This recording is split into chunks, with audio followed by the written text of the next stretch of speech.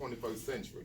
Typically, when I have an all-black audience, I take out adversity and I say overcoming white supremacy, overcoming racism, because that's the adversity we face on a daily basis, right? Yeah. Adversity may be, hey, you go somewhere, someone doesn't like you, I caught a flat, I got a job interview, what do I do? That's adversity. But I take that out and I say, you know, how do we overcome racism, white supremacy? Why do I say this? I think it's very important to start off that most people can identify what racism, white supremacy is, and most people can elucidate and articulate with the best of them about what it is we face. But we very seldom hear people talk about how to what? Combat and defeat it. I think it's very important, so we're going to touch on that a little bit later. First off, I want to go around, tell me your name, where you're from, and what's your major. My name is Dorian Pierce. I'm from Dayton. Okay. My major is exercise science. Okay. My name is Moy Howell. I'm from Bellbrook, and this is I'm an entrepreneurship student. You want to get that money, right? Yeah. All right.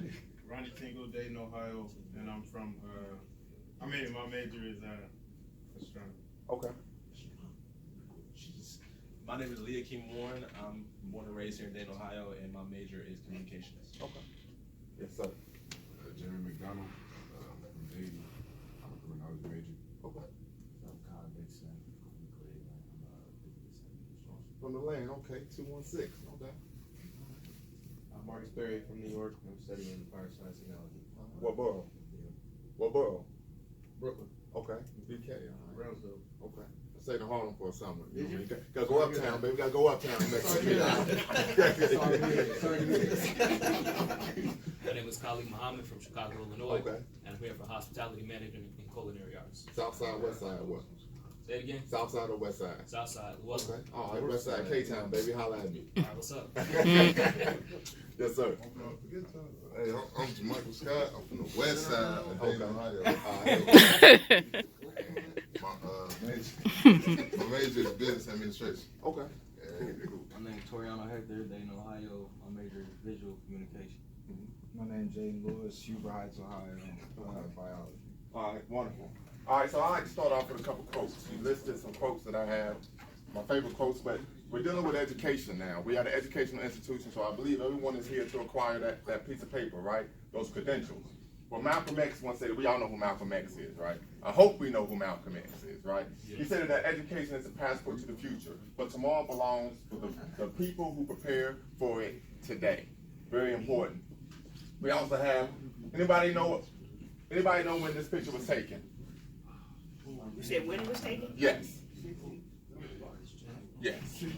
I tell you all, this picture was taken in March 1971 in the fight of the century. The first fight of the century was when Jack Johnson beat Jim Jeffries in Reno, Nevada in 1910 to become the first black man to win the heavyweight championship of the world. Right? If all of you all can realize, I have an infatuation with boxing, right? I just sparred a week ago, 3 rounds. This picture was taken from the second fight of the century. March 1971, Joe Frazier won 15 rounds at Madison Square Garden with Muhammad Ali, and Joe Frazier won. None of us was around then, but this is what took place, right? And he stated, you can map out a fight plan or a life plan, but when the action starts, it may not go the way you planned. And you're down to what? Your reflexes. That means your preparation. That's where your road work shows. Anybody know what road work is? If you're boxing, you got a fight coming up, you got to get up 5, 6 o'clock in the morning and put those miles in. Or guess what? After round 5, 6, 7, 8, you're going to start fading. You're going to start fading. You fading on me, champ. You fading, you're going to get knocked out, right? The same is true in life.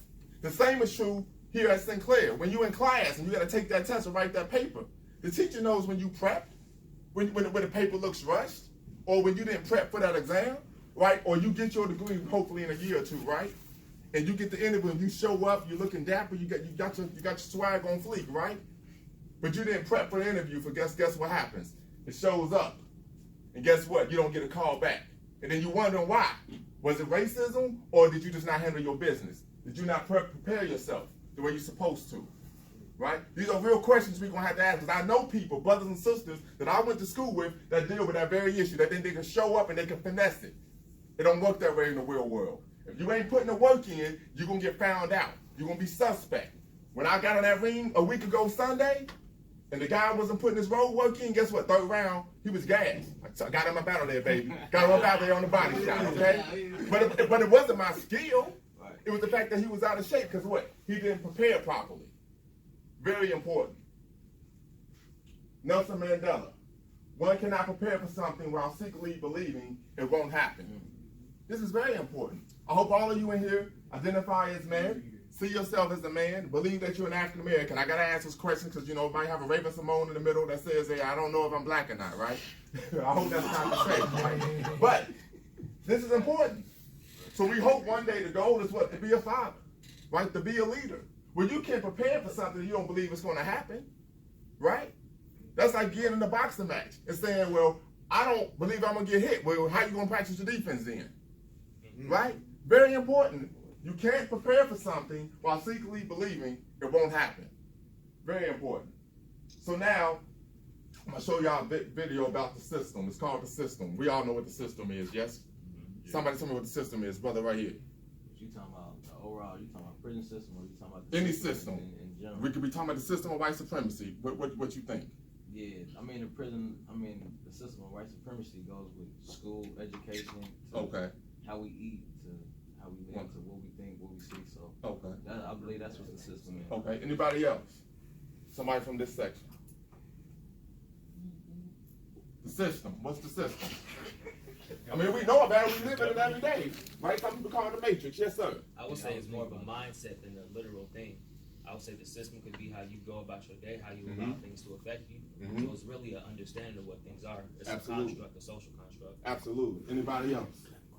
Anybody else? All right, we're going to play this video. Y'all familiar with spoken word, right? Wonderful. So we got a brother on here. He does spoken word. Actually, I was in an educational course when I was getting my master's. And the professor said, hey, man, I want y'all to watch this video. Then we're going to have a conversation about how education and like you said, the mindset culturally and how you think plays a role, right? So we're going to play this. Hopefully it comes up rather quickly. If not, I'm going to have to do it with my hand. All right.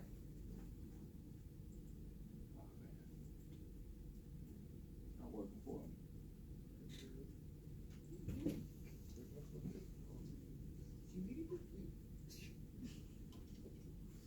I might have to just use YouTube. Can I use YouTube? You sure can. Okay. We're experiencing some technical difficulties. Give me a second, right? Okay.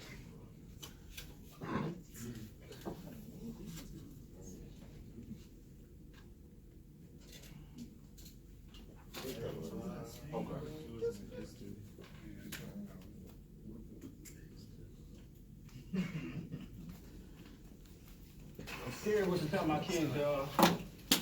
We're in a system that's designed for us to fail, and I don't know what to tell them. I don't know what to tell them. When they get older, they're going to face a system that tells them there is no you. There is only who I want you to be. We don't need to start it. From your latest cell phones to the style seen in your most recent videos to my implementation of what you call swag. If you can't brag about how many women you have or the $200 denim on your butt, you are worthless. Your purse is not hot if it is a fall edition and we are in the winter. And as long as your kids have Jordans on their feet, it is okay if they have to eat top ramen for a week for dinner. Your check is in the mail. You fail at becoming grown men, so you don't bother with your younger ones. Give them to me. I'll program them to Viacom.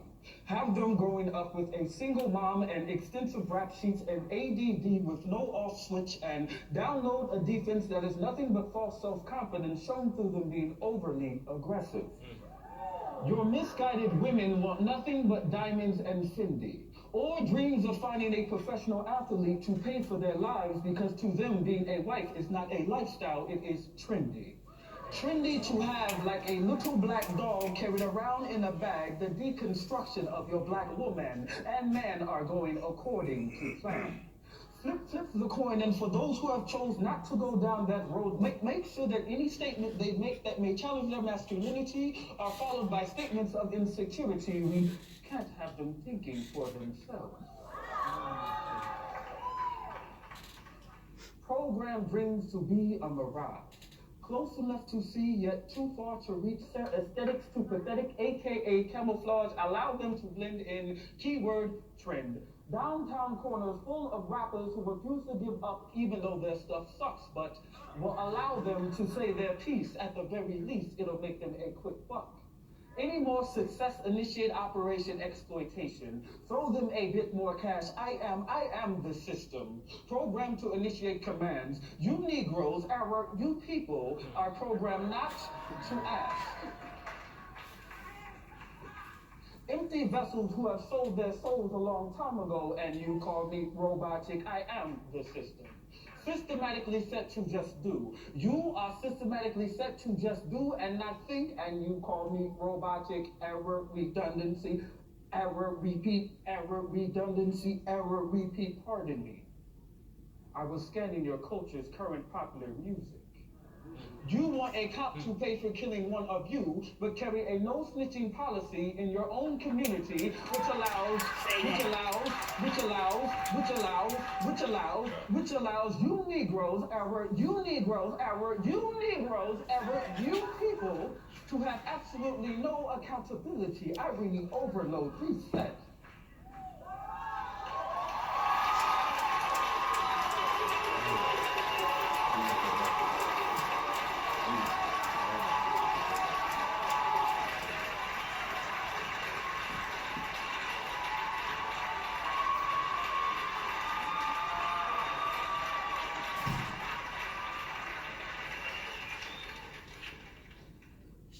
I am the system, systematically set to desensitize your senseless activity surrounds your society, simultaneously making you love me while shaking in your boots. And for those who dare to overthrow me, allow me to remind thee, 'tis I who provides you with the land and seeds you use to grow your little grassroots. I am the system.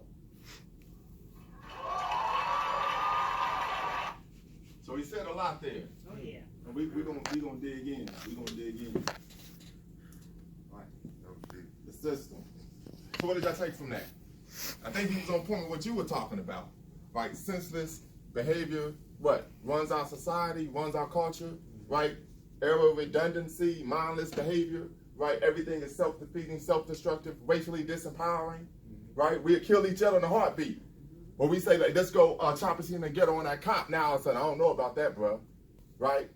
But you said you're trembling in your boots, right? She didn't mention this, but I served 6 years in the Army. Sergeant, Chemical Operations Specialist, Nuclear, Biological, and Chemical Weapons Defense.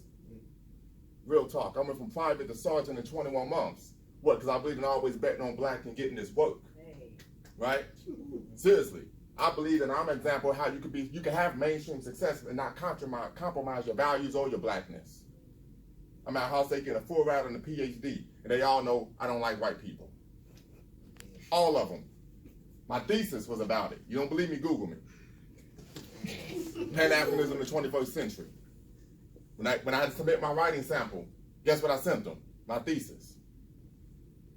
Let's be real out here. So, what y'all think? Was he on point? How so? It's getting heavy, I know. It's getting heavy in here. Yeah. You know, I like to hit the gym, baby. So this heavy lifting today. Heavy lifting today. Intellectually, it's heavy lifting today. That's my word. Right? I go God body in the gym and the weight room in the library.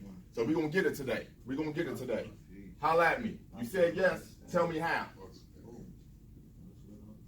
Because if you say one thing, you have to be articulated, honestly, right? Yes, but okay. Yes, he sir. was on point, like talking about how the music and stuff, all that is changing us and stuff. That's what you're asking, right? Yes, sir. Yes, sir. How is he on point with that? Because it's just like everything that you said, like with all the violence and stuff like that. Yes, sir. But they will say no snitching or whatever. Absolutely.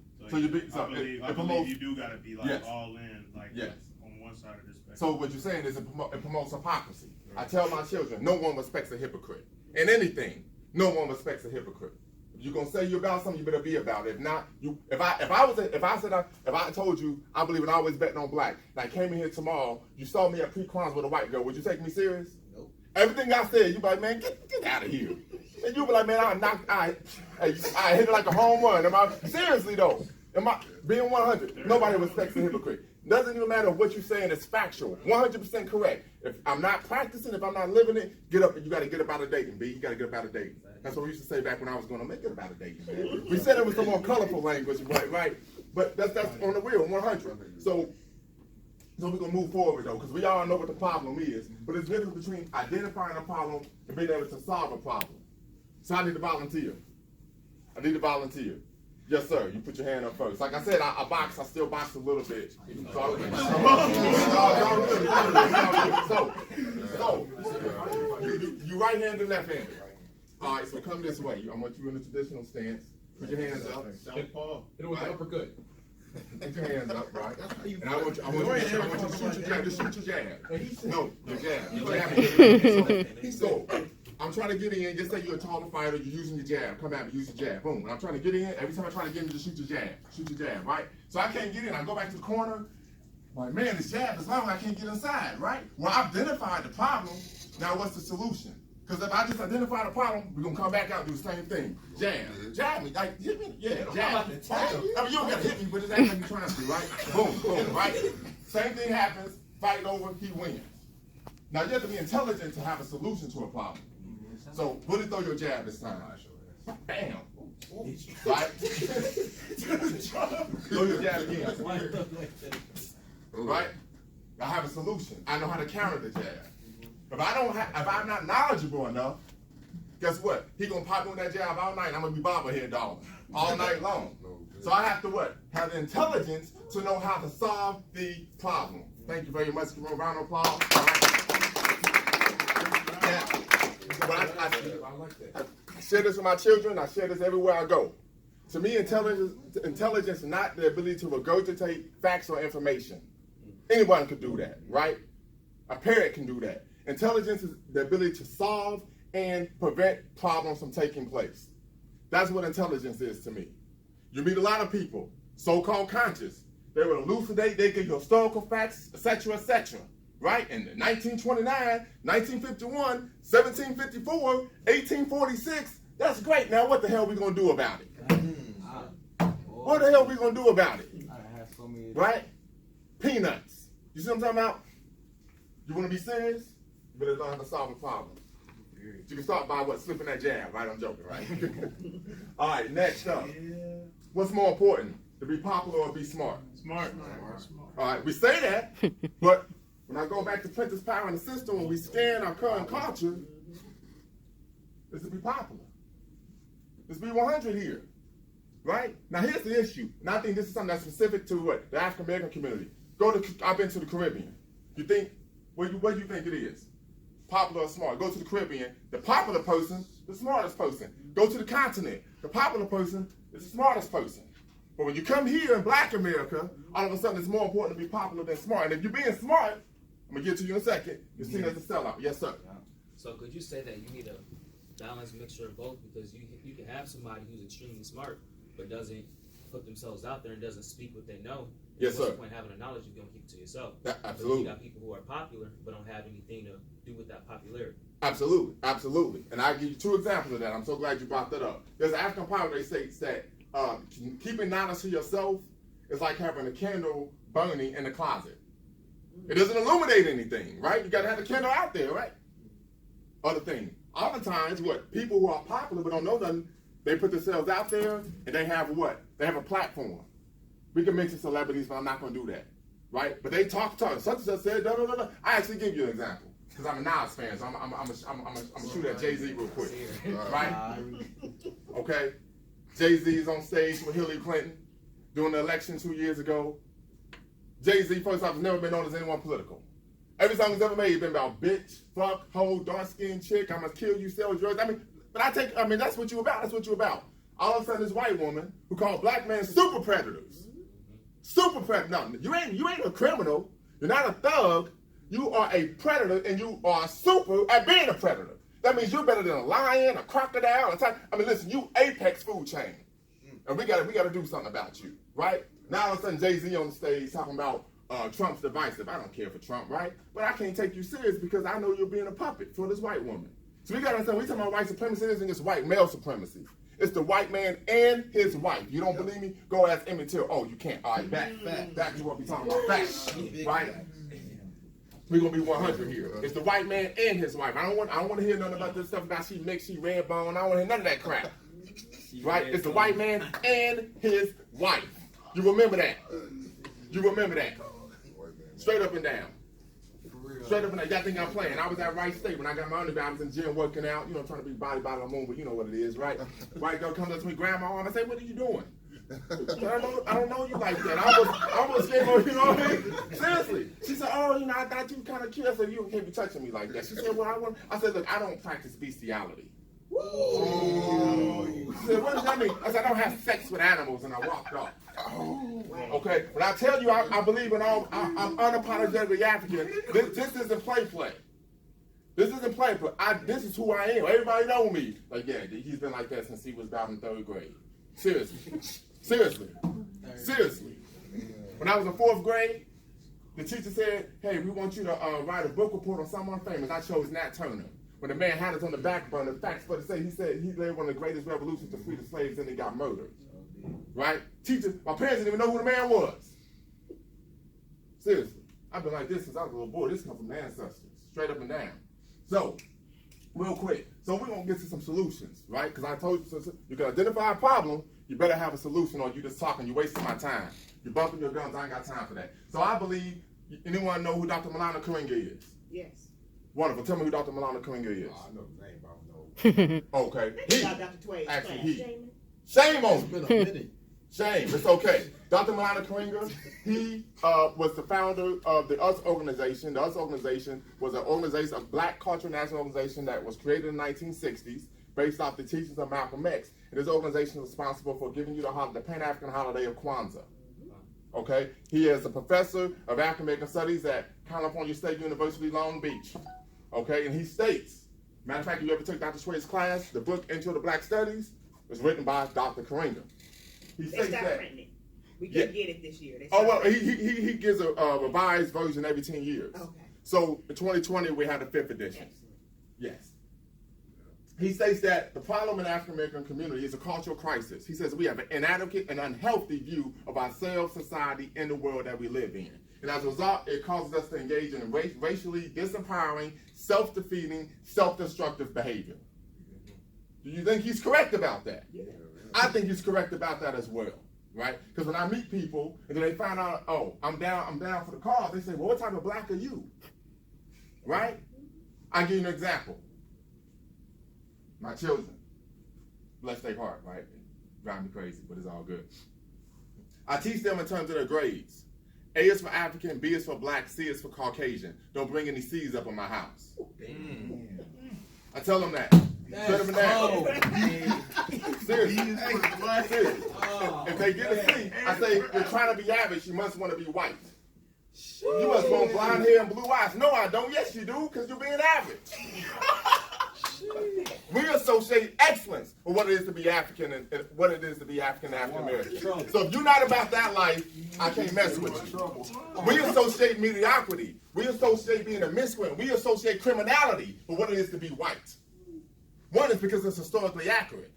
Two is because, as Malcolm stated, you got to flip it if you want a black person that grows up in this society to have a positive self-concept about who and what they are. It's every day in my household. You walk in my house, the expectations are high. Not low, high. Why? Because I lead by example. Jesus. So we know what the popular culture promotes, right? Yeah. We all know what the popular culture promotes. You turn on any reality show in which there's black people in it, and yes, the Kardashians are all white. They're from Armenia. They're white people from the Caucasus Mountains. If you don't believe me, I can show you a world map over here. Matter of fact, in the Arab trade, during the trans-Arab slave trade, getting white women from the Caucasus Mountains was a luxury, so they were very expensive, right? But we also know that during the Arab slave trade, many historians argue that we were treated worse under Arab enslavement than we were under European enslavement, if you can even believe that. Yes, facts. Y'all didn't know? Got a bachelor's and a master's in black studies, baby. You better ask somebody. So, as I was stating before, the popular culture, reality TV shows promote three things: any reality TV show you watch, you're going to find 3 key elements: dysfunctionalism, hypersexuality, and violence.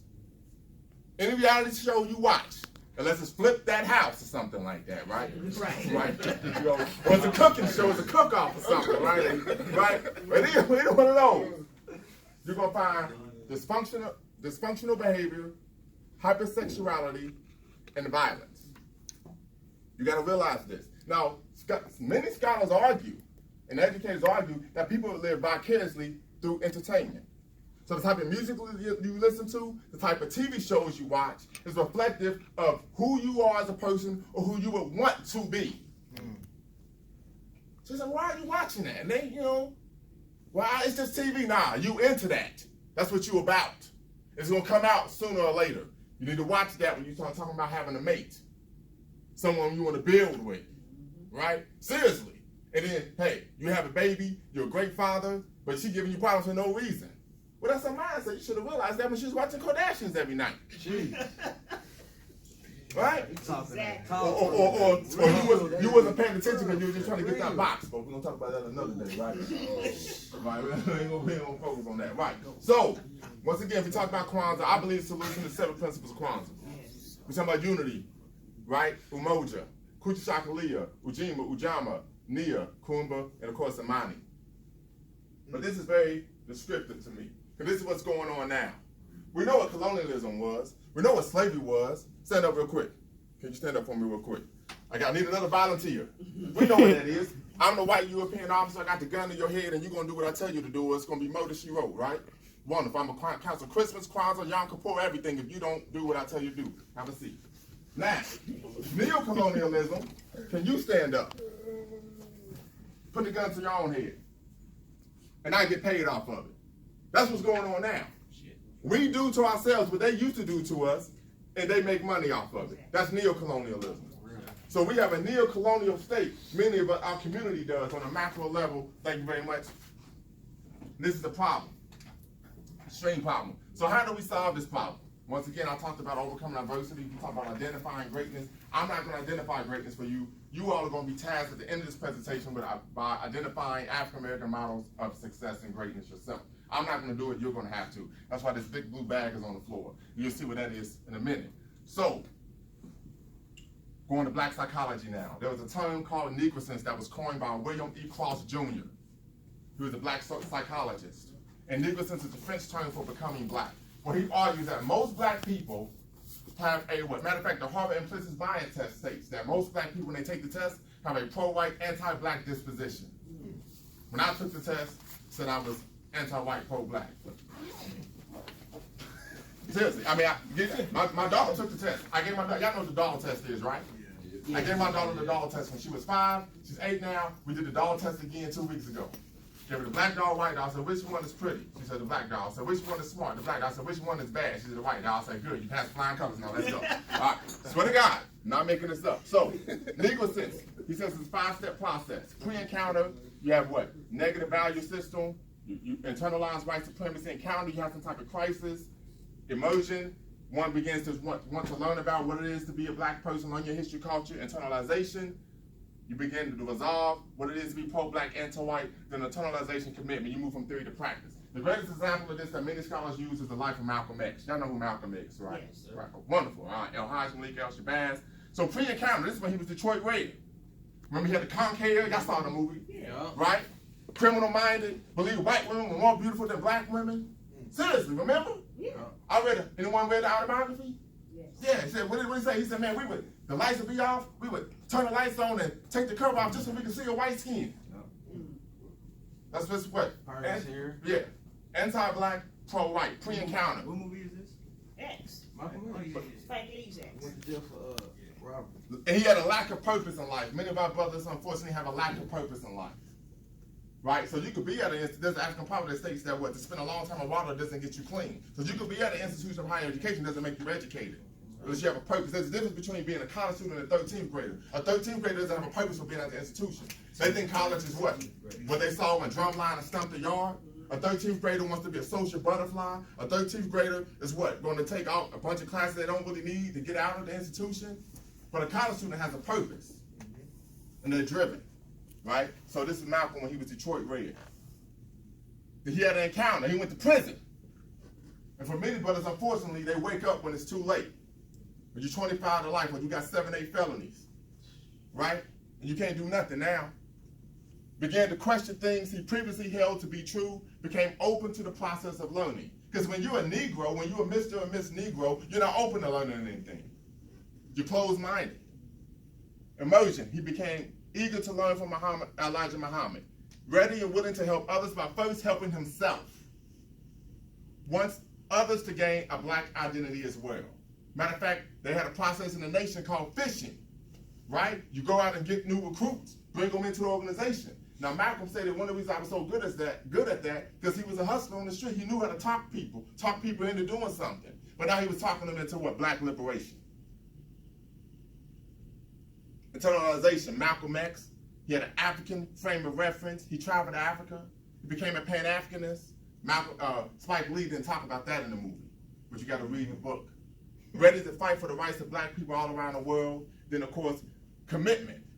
Hajj Malik El-Shabazz creates an autonomous organization of African American Unity, which was modeled after the Organization of African Unity, which is now known as the African Union. He became committed to controlling the politics and economics of our community. Right?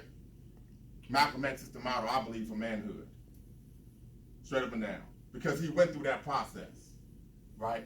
Like many of us are doing now. Now, real quick, we're going to talk about some negative coping mechanisms, some negative coping skills that we see brothers dealing with in our community in terms of how they deal with racism, white supremacy. Then we're going to get to some positive coping mechanisms. Then we're going to have an activity for y'all.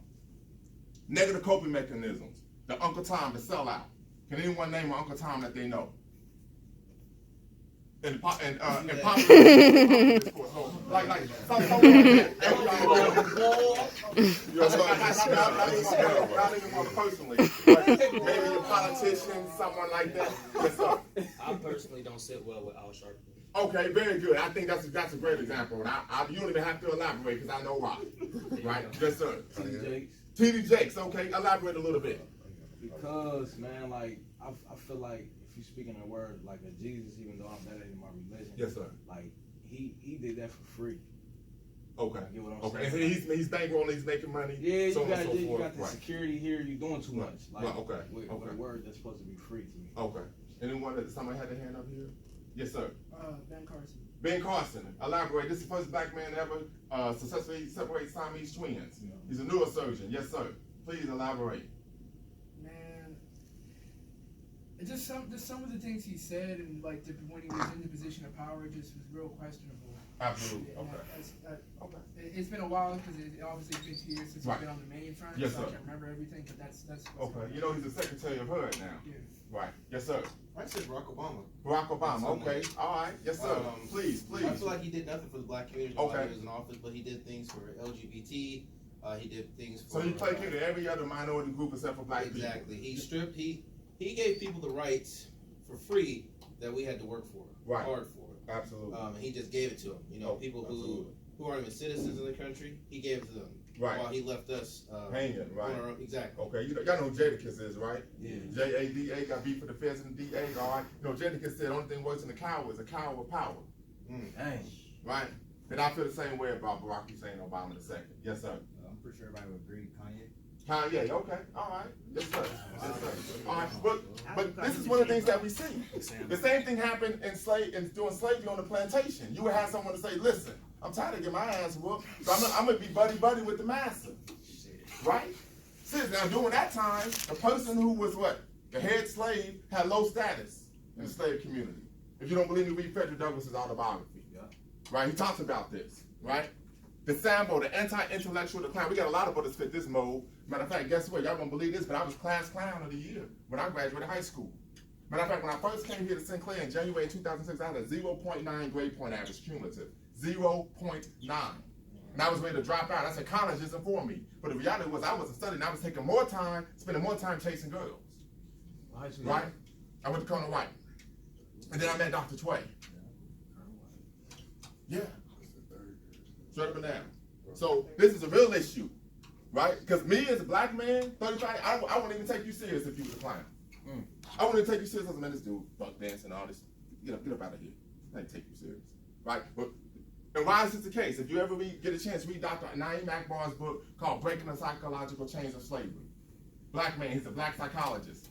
And in the book, he talks about that during slavery, one of the expectations was that African Americans would always perform for the slave master and their friends and colleagues. I remember when I was in the military, you know, the military is predominantly white, and they would automatically expect me to crack some jokes for them. Like, man, what? Make it on my face. Seriously. We subconsciously still do this to this day. Another negative coping mechanism, multiculturalism. I mean, I'm multicultural. You don't even know your own culture. What the hell are you talking about? Seriously. You don't even know your own culture. You talking about you want to be multicultural. What? Because you don't want whitey thinking you're too black. And we all know about the racelessness. I'm not a black person. I'm just a person. I'm not black. Right? Once again, trying to distance themselves. I've even met people who would say they were queer instead of saying they were black. Because it was a way for them to distance themselves from being black by taking on another identity. So now you're LGBTQIAAP. Seriously, LGBTQIAAP. Fraternity for we crazy. But you ain't black, and you're darker than me. Seriously. I would argue right now that our community is more confused than ever before. Yes, sir. There's never been a time. We have more blonde hair and blue-eyed black women than white people. Yes. We gotta be 100 here. We have never been this confused in our lives. I'll talk about that in my thesis as well, right? Just an innocent plug, right? But another issue, effeminization. Effeminization is real serious, very serious.